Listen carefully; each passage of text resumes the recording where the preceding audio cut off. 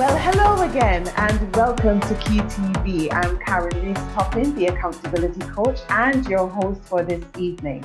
I'm always very excited to welcome you to these shows because there's always something fresh, something new, something special that's happening on Tee Vee, and I don't want you to miss out. So if you are still here, just share this link with a friend, get them to come on and watch Tee Vee. Tell them that there's going to be something really special on, especially today.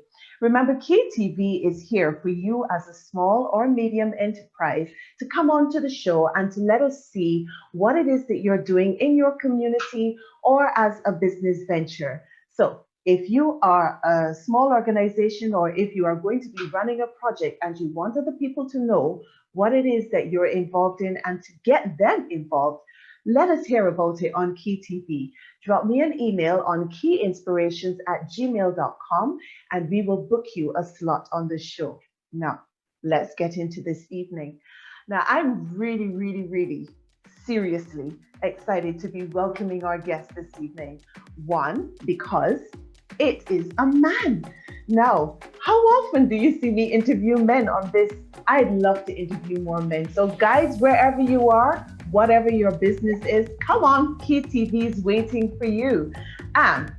So first of all, it's a guy. And secondly, we are going to be talking about a subject that is normally attributed to women. Oh yes. And so when I heard about what he was doing, I just had to get him onto Tee Vee. So please help me welcome, ladies and gentlemen, Mr. Chris Whitfield, the founder and CEO of Miscarriage for Men. Chris, welcome to Tee Vee. Thanks very much, Karen. Delighted to be with you. Thank you so much for being here. I know it's probably a really busy time for you, so I appreciate the fact that you've made room to be here with us. Of course. Thank you for inviting us. All right. So, Chris, I usually ask my guests to start off by telling us a little bit about themselves rather than the organization. Tell us about you. Who is Chris? What does Chris do on a day-to-day basis? Yeah, so my name's Chris Whitfield. I'm 33 years old and I'm married and I'm from North Shields, which is up in Newcastle in the northeast of England. On a day-to-day basis, I'm an operations and compliance manager for a Danish shipping company, which sails between Newcastle and Amsterdam in the Netherlands. And I'm responsible for passenger traffic that travels through our port and also freight that moves across the continent as well.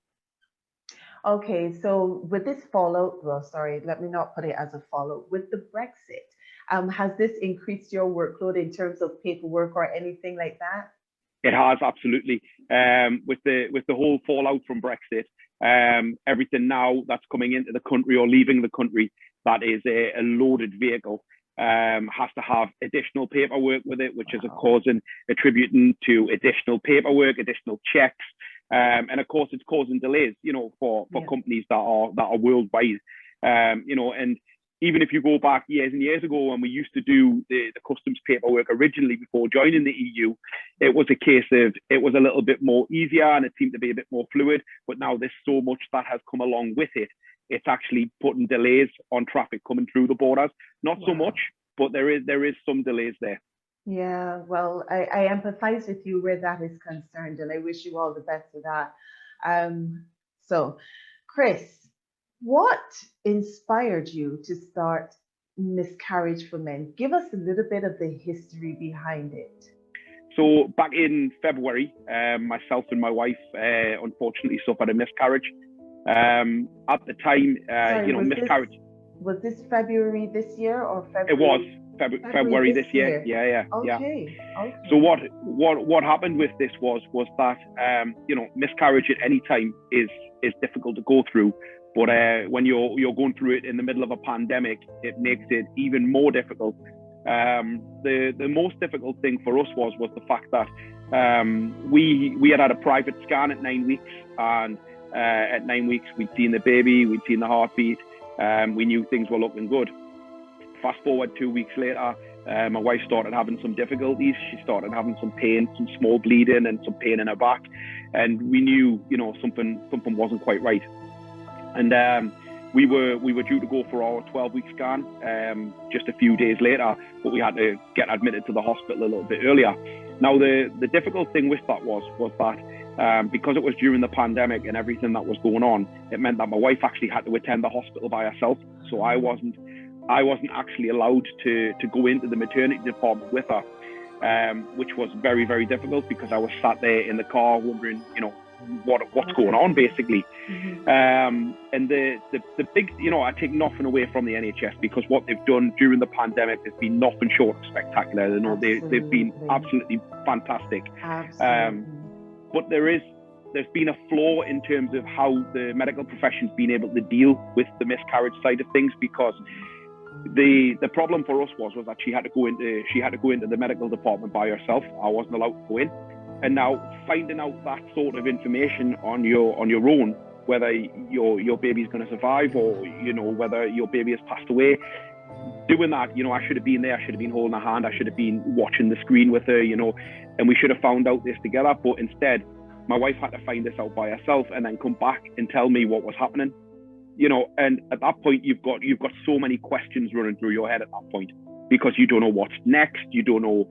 You're looking for all sorts of different advice, and it was very much, you need to go away and speak to your partner, and then we'll come back to us. And I think that could have been handled a lot better than the way that it was. But yeah, so this happened. We found out what was happening, and in miscarriage cases, you have to leave it 2 weeks from the point of finding out, because it could be that maybe the baby's measuring smaller or anything like that. But the problem we had was at 9 weeks, we'd already seen the baby and we'd seen there was a heartbeat. So then to see at 12 weeks that there wasn't a heartbeat, we knew what was happening, basically. And I think the hardest part of that was then having to wait 2 weeks to get the definitive answer that, we'd unfortunately lost our baby. Now, for me, the big thing for me was making sure my wife was all right. And I have a daughter from a previous relationship who's going to be 13 this year, and trying to get it in my head how I was going to explain to her what had actually happened, and that her new brother or sister wouldn't be joining us this year. And my main focus was on my wife. That was the big thing. I wanted to make sure she was all right. But then what I found was that once she was settled and once she was asleep, that I was looking for something a bit more. I wanted some advice, and there's some fantastic charities out there with the Miscarriage Association, Tommy's, For Louis. All of these guys are all fantastic at what they do, but I wasn't looking for that. I was looking for some sort of peer-to-peer support where I could speak to guys who were in the same situation as what I was in, or had previously been through it, so that I could say, guys, how do I handle this situation? What's next? And I couldn't find anything like this. And I took a few days to get my head around what was going on, and I could feel myself slipping into this little bit of a dark space where I thought, if I don't do something here, there is a real possibility I'm going to end up with, some anxiety or stress and all this kind of thing that was going on, because there was too much getting on top of me while trying to deal with my day-to-day job, trying to look after my wife, trying to look after my daughter, all this type of stuff. And it was building, and I hadn't actually spoken to anybody about this. And for me, I've got a fantastic support network. I could reach out to my best friends at 2 o'clock in the morning, and they would pick up the phone and answer us. But not everybody's got that. That was the big thing around it. So I sat down and I watched a YouTube video in terms of how do you create a website, something that I'd never ever done before. I load ships for a living. I don't build websites. So it was a case of, what can I do? And this was the grief relief for me, was to be able to put all my thoughts and effort into the website in order to drive this forward and help other people, and at the same time get my story out there and speak about what I wanted to speak about.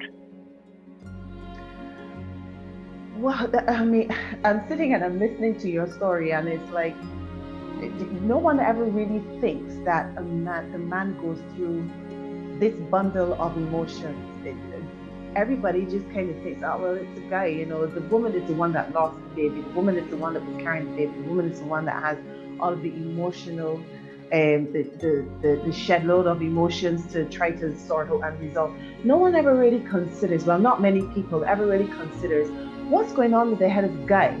The guy is supposed to be the one who's strong, and like you said, your first concern was to her, and that is to your wife, and that is what people expect, that your concern is going to be towards your wife and that you're fine.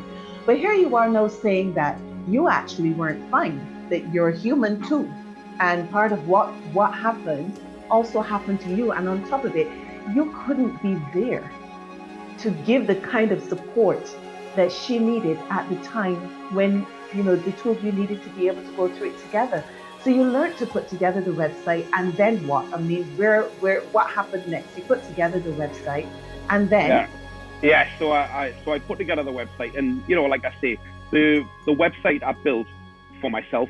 You know, it was to help one person, and that was to help myself. And I had the background knowledge in my head how I seen it and how I wanted it to work and what I wanted to do with it. And you know, my key goal was to help one other person. And if I could help one other person, then the world would be a better place. Yeah. You know, if somebody sat there and they're going through the struggles, what I've been through and what I knew I'd been through, if I can help one other person, then that's job done. It doesn't matter about the costs that I've put into the website or anything like that. That was the least of my worries. I just wanted to be able to help one other person and help them out with that. You know, if they felt that shadow was there, that they didn't have anyone to speak to or anything like that, this was the reason that I built it. And, you know, I put a post on my LinkedIn page, and I had quite a few connections on LinkedIn anyway. And I thought, you know, I'm going to put it on there, and I'm going to show that it's okay for guys to be vulnerable, and that guys, you know, do have feelings behind this, that, you know, miscarriage doesn't just affect one person. You know, it's a 50-50 relationship when it comes to this. Yes, I 100% agree. The focus should be on the female because, you know, it's her body and she's going through it physically and mentally. But at the same time, there needs to be a realization that guys are actually hurting from this as well. And that was what I wanted to get out, and that's what I wanted to create on the website. So I put this post out on LinkedIn saying, you know, I'm going to create this new website, and it's there to help guys through this. And if they want to speak about their emotions, they can come on, they can share their story, they can ask advice. And the whole thing about it was that we're not professionals, but we're guys with lived-in experience who've been through it, we've lived it, and we can share our experience together. You know, even if that's just a case of just being able to get something off your chest. Yeah. And you know, I never ever thought it would take off the way that it did. So, you know, we're now here, you know, 6 weeks later. We're currently redesigning the website slightly just to change the infographics on it and things. But we've had the LinkedIn post alone has had over 3 million hits. We've had fabulous 87,000 likes and about 4,000 comments on the post. And I've probably in the last 6 weeks answered probably about 1,000 direct messages from guys and from females who are looking for help for their partners. You know, because they can see that their partner's sitting there suffering, you know, and they're putting a brave face on and saying, yeah, I'm all right, I'm fine, you know, and in theory they know themselves they're not. And I think that's the big problem. And you know, you hit the nail on the head before when you say that guys are supposed to be the strong, you know, we're seen as the figurehead of the family, you know, we're the strong ones, we carry the emotion and we just get on with stuff. And my platform was all about letting guys know that you can be vulnerable, you can put it out there that you're not feeling 100%, you know, and there's nothing wrong with actually putting that out there and saying that you're not feeling like that. You know, there's a real big stigma around miscarriage in general that people just don't talk about it. And that's both from a female perspective and a male perspective. But the big thing is with that is that the stigmas around being a guy as well is that you shouldn't feel hurt, you shouldn't feel upset, you just overcome it, you get on with it, you ride the emotions. And that's what I wanted to get out there, was to say, do you know what it is? There's a platform out there that guys can talk and you can be yourself. And the thing is, you can log into the website anonymously, you don't have to give your name. The only person that can see that is myself. So if you post on the page, you can post under a false name or whatever you want to post under. And then we have a moderation team who can see what's being posted.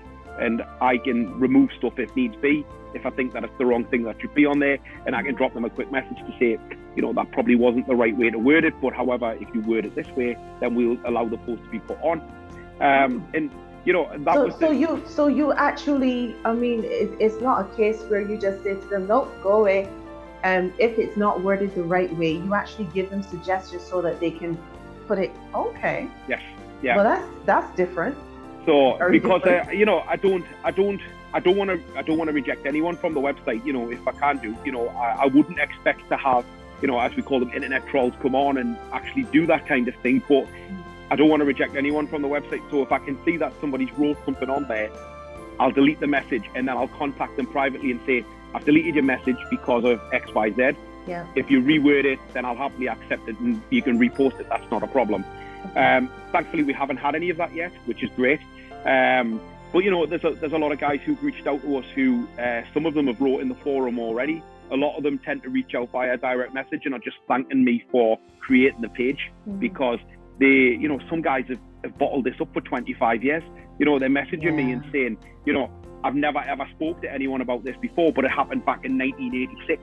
You know, and it's just like, I mean, it's frightening when you think of the aspect of that we can send a helicopter up to Mars to take photographs, yet we've never had a platform where guys can share their experience. And I think one of the big things for me that's come out of this is I've had lots of different dad groups connecting.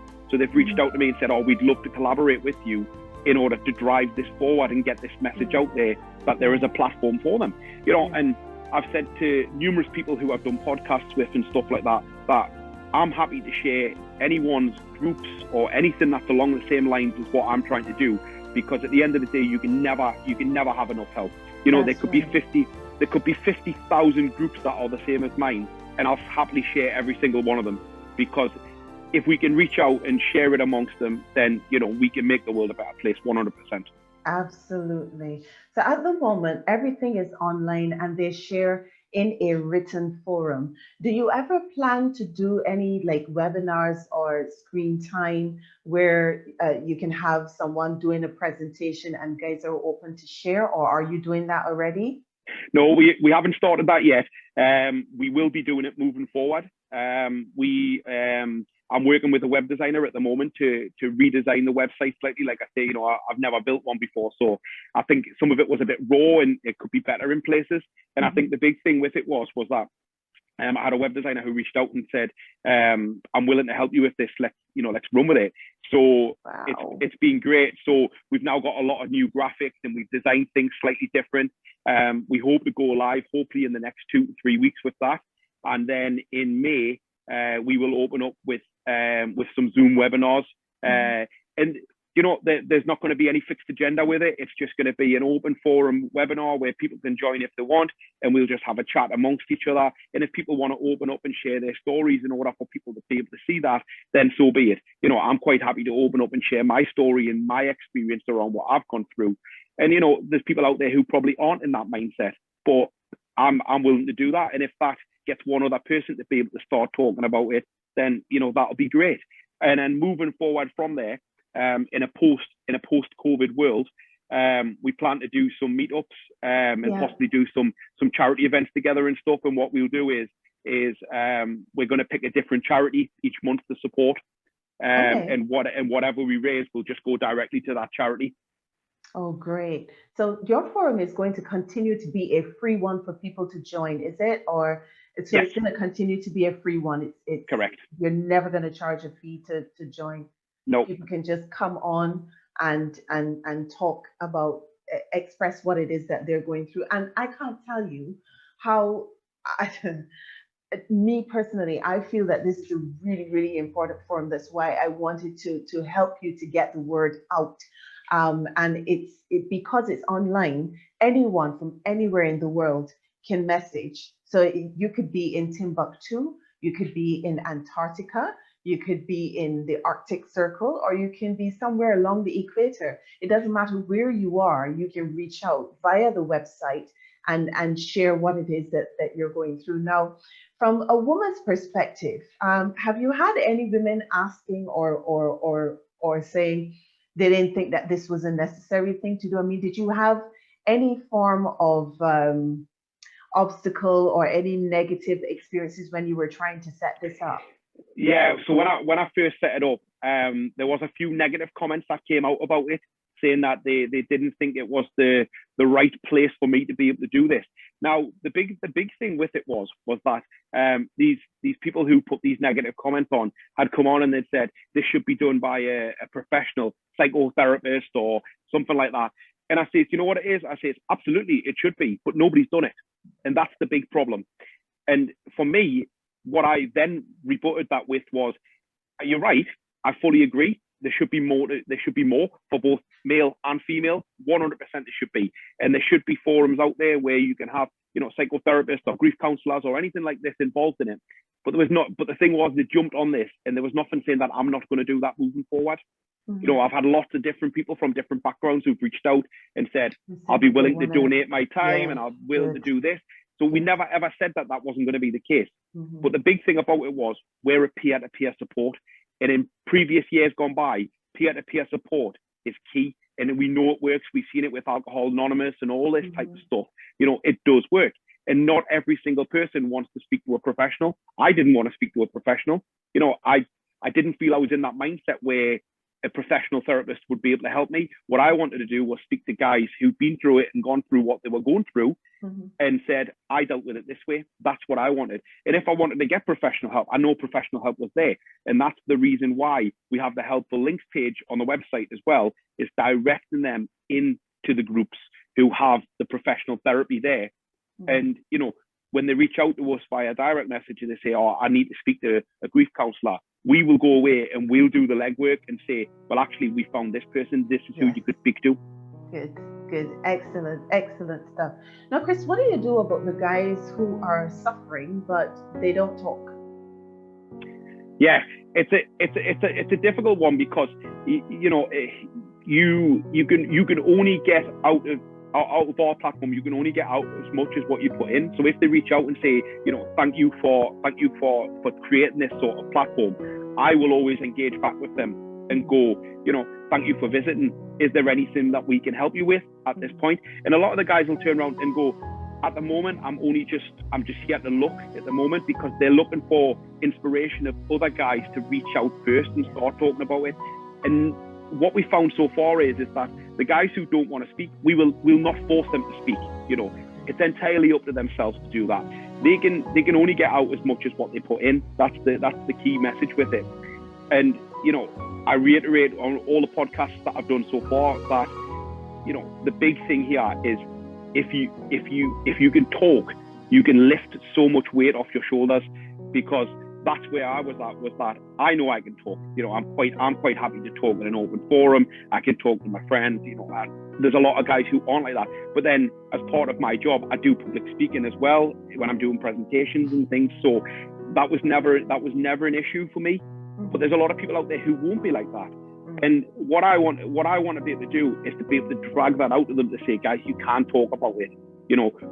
Us guys here on the forum who are answering messages, who are answering chats, we have been there and we've done it, and we've probably been the same. We've probably bottled it up at some point. I done it for the first 4 weeks while I was trying to work out what was going on in my life. I'd done the same thing. Didn't speak to anybody about it.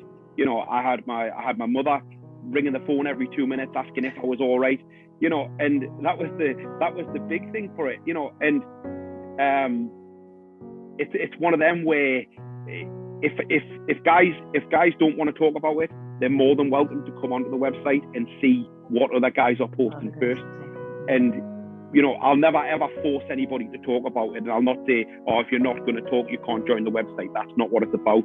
What I want to be able to do is if they reach out and say, thank you for creating this forum, I'll always go back to them and say, thank you for visiting. Is there anything we can help you with? And if we get the not right now, I just want to see the stories and things like that, then that's perfectly fine. That's not a problem. But them being able to come on and see the stories that are put in the forum, or see what we're writing, might take them to go and ring their best friend and say, do you know what? Me and my wife have suffered a miscarriage.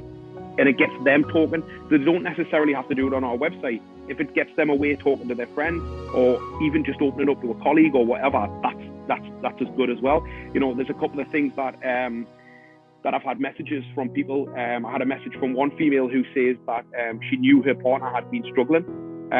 She had gave him our website because she'd seen it on LinkedIn. I gave him our website, and he didn't want to come onto the forum and discuss it directly. But what he done was he shared it in a father's group that he's part of, and straight away he had 5 or 6 people asking him if he was all right.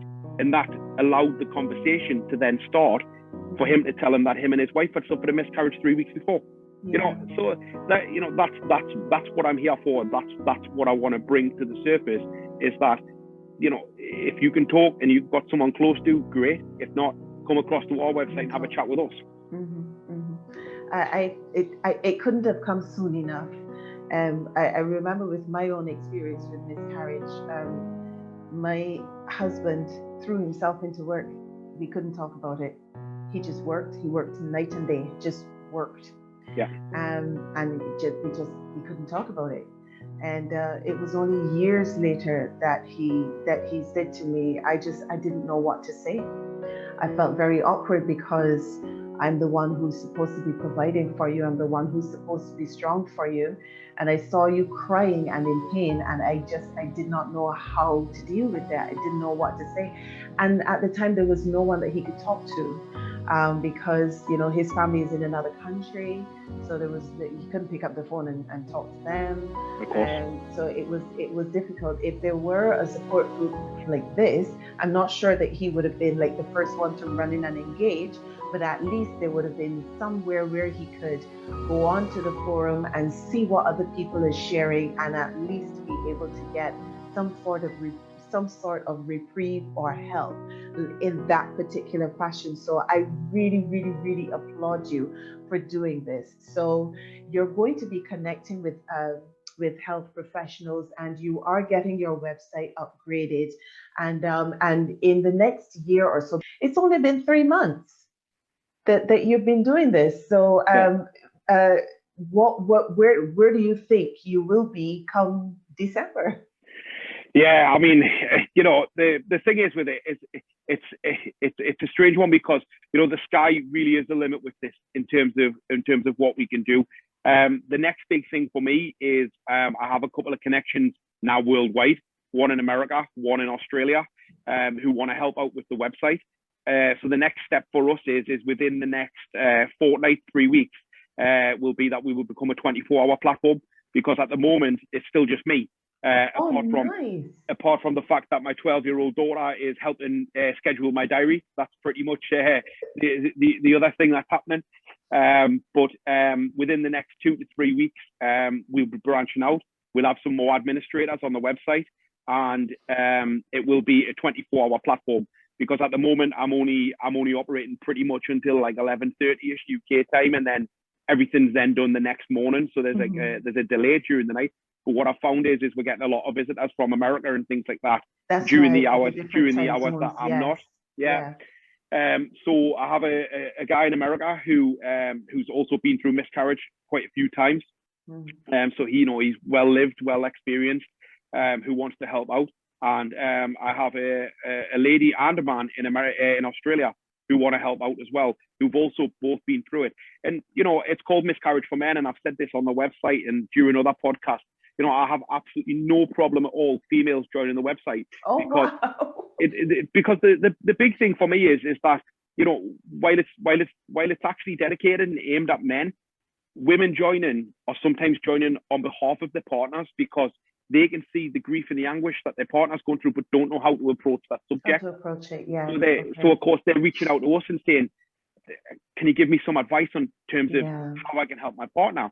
Now we've got a few different advice sections on there, which we take because we do a little bit of research with them in the Miscarriage Association and things like that, and we'll read through documents on Relate, and if we think they're good, then we'll put them on the website, and we'll share them with full copyright to the platforms where they've been. And there's a few women who came onto the platform and said, do you know what it is, you guys have helped me so much just by creating this forum and seeing what guys are going for. It gave me the opportunity to be able to go back to my house and actually help my partner get through this. When you hear things like that, it's totally worth it, because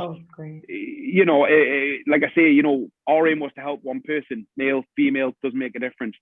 If it helps that one person, that's what we want to do. So it's non-descriptive in terms of, yes, it's called Miscarriage for Men, but if women want to join and see the stuff that's being shared and see the platform that it is, I've got no issues with that at all either.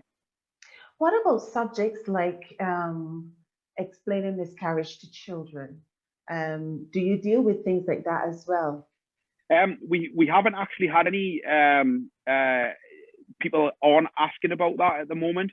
But again, we would point them in the right direction in terms of professional help. But again, we can draw on our own experiences here, because I had to explain to my 12-year-old what had gone on, and at 12 years old, she's in high school. They're learning. They know about the human body. They know the story about it. And I opened up to her and I just said, look, if you've got any questions, come and ask. It's difficult when you say that to a 12-year-old, because the first thing they're going to ask is, well, why has it happened? And you don't have that answer. That's the thing. So you explain the logistics behind it, and it's difficult to explain it. But what I didn't want to do was shy her away from the object of what was happening. This is the whole reason why I says to her, do you want to come on board and help me arrange a diary? So she's seeing emails that are coming in, and I'll say to her, she's asked, oh, Dad, you've been asked if you want to go on this podcast. And I'll say, yeah, that's fine, no problem. Let's put it in the diary. And she'll ask, what's that going to be talking about? And I'll explain what it's about, because at the end of the day, it's human nature. And if I can get her talking about it now, touch wood, it never happens. But should something happen in the future, she has a little bit of knowledge behind it. That's the big thing. That's the big thing for it. And just to tell her that, it's not, there's no issues about talking around it. That's the key message. And it's like you say, it's difficult to explain to children how to do that. But again, it's another thing that we would go away, we'd get the topics that need to be discussed, or we'd point them in the right direction by saying, guys, do you know what it is? There's a fantastic article on this, on Relate or on Miscarriage Association, and we'd send them in their direction. Okay. All right. I don't want to, here's something that actually just came to me. There's some things that come into my mind, and I just have to say them out. So forgive me. But I don't want you to close your mind to the idea of writing a book from your experience. Because there's, like you said, there's not enough forums out there for men, and there's not enough information regarding miscarriage from a male perspective. Not enough. There is some, but there's not enough. And it would be really, really good for someone who has, especially since you've decided to be the founder of this group, kudos on you for being a man of action. And so take some time, write your experience down, even the experience of including starting this group, because I have a sneaky suspicion that this is something that's really going to take off and go worldwide and really, really make a change in so many different communities, simply because of the subject matter that you're dealing with. So don't close your mind to the idea of writing a book from your perspective, and also from the perspective of helping children to get through it, simply because you've done it already. And there are guys out there, they don't really want to read from a woman's perspective anymore. They want to hear it from a guy. So there you go. I'll leave that with you. And what you do with it is entirely up to you. Oh, great. Chris, this has been, it's a really sad subject, but I'm well chuffed that you have decided to take this subject and do something very, very positive about it. And I was really, really pleased to see your post on LinkedIn that day, and to see how many hits it had gotten. And if you're saying that the hits are still going up, because I don't think it was as much as what you were saying at the beginning of the program when I actually saw it. So it means that the hits are still going up. Yeah, it is. Yeah. And I really, really, trust and pray that everything that you need will come to you. All of the right people, all of the right resources, all the right everything that you need will come to you, so that you can take this from where it is to where it needs to be. And there may be little offshoots and baby shoots and all kinds of things from it, but I really wish you well, and I want to see this succeed. So anytime you're doing anything special, just send it on over, and I'm happy to publicize it here on my forum for anyone who might need to see it. I'm happy to put it out there for you. Okay. Brilliant. Thank you very much. You're very welcome. Now, it is usually at this point that I would ask my guests a curveball question. Did I tell you about the curveball questions? Yeah, I think you mentioned it in the email, I think. Oh, good, good, good, So, good. Are I don't really know. Okay, so do you do a lot of gaming? as in computers. Yeah, Yeah, a little bit, little bit. a little bit. Okay. Do you normally play with adults or your 12-year-old? Normally with adults. Okay, you normally play with adults. All right. So, what games would you normally play? Usually football ones, usually things like FIFA and stuff like that. Okay, so you're actually playing the football. So you're like one of the characters on the football field. Yes, Okay. And what position do you normally play? centre forward. Ah, jeez. The center forward. Look at you. Okay, all right. So take 2 minutes. Okay, take 2 minutes. And today you're going to be playing the goalie, but the goalie is actually describing what the center forward of the opposing team is doing. So you're like the goalie and you're the commentator at the same time, and you're watching what the center forward is doing. And at the moment, the center forward is actually being completely an absolute mess. He's making fouls all over the place. The ref isn't calling, and you've got 2 minutes to describe what it is that's happening, and he's coming towards you. Okay, so he's coming towards my goal. Yes. Yep. Right. Okay. Yeah. If he's having a poor game, then that's great for me as a goalkeeper, because if he's having a poor game, the chances of him scoring a goal are probably very, very slim. Not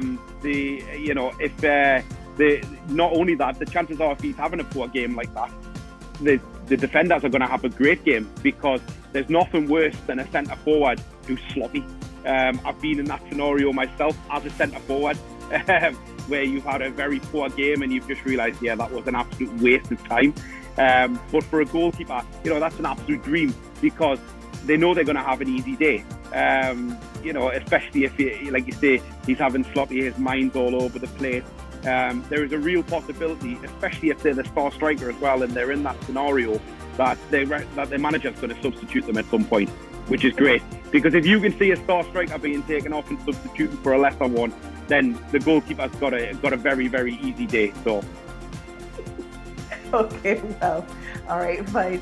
It would be interesting to hear what that would sound like from a commentator's point of view. So someone who's actually sitting down and watching the game and seeing all of the sloppy footwork and his mind not being in it. It would be interesting hearing what it would sound like from a commentator's point of view. But maybe the next man who is on Tee Vee, I can ask him to do that. Yeah, do it. Brilliant. Chris, thank you so much for your time this evening. It's been an absolute pleasure to talk with you. And like I said before, I really wish you very, very well on Miscarriage for Men, at yourself and the admin, everyone that plays a key role in making sure that the cogs of this wheel continue to turn, and may continue to grow from strength to strength and be the success that it is destined to be. Thank you very much. I really appreciate you inviting us on, and I'd be delighted to come back on, further down the line and explain a little bit more about where we're at and what we've got planned. Because, like I say, in a post-COVID world, we've got some big plans. Oh, great! That will be great, and I very well might take you up on that. So fantastic. Great. All right. And thank you so much to everyone who has watched Tee Vee today. I really, really know, well, I don't even have to say I hope. I know that this particular program has been very, very informational for you. And you can check Chris out at, oh, Chris, I forgot to ask, where can people check you out? Yeah, so you can check us out over on the website at www.miscarriageformen.com. And we also have both Twitter and Instagram as well. At Twitter, it's Miscarriage for Men with a number 4, because it wouldn't accept FOR for some reason. And on Instagram, we are Miscarriage for Men. You'll see the Miscarriage logo anyway on there as well. So this is your logo on the shirt that you're wearing? It is, yes, correct, yeah. Okay. So it's the green guys sitting in the love heart circle. So. Oh, the green guys. Green is usually a color symbolizing new growth, new hope, new life. So that's great. It's a wonderful juxtaposition to use green when you're discussing a topic like miscarriage. It already says this is an area that brings you hope. Fantastic. All right. So thank you for watching Key TV today, everyone. Go on over to Miscarriage for Men. Check out their website. Send Chris a positive note. And remember, if you want to get your own enterprise, your own business, your own charity, your own project here on Key TV, drop me an email on keyinspirations@gmail.com. That's KIINSPIRATIONZ @gmail.com. So until next time, this is Karen Reeves Toppin, the accountability coach, saying thank you so much for joining us. Please, everyone, stay safe and bye for now.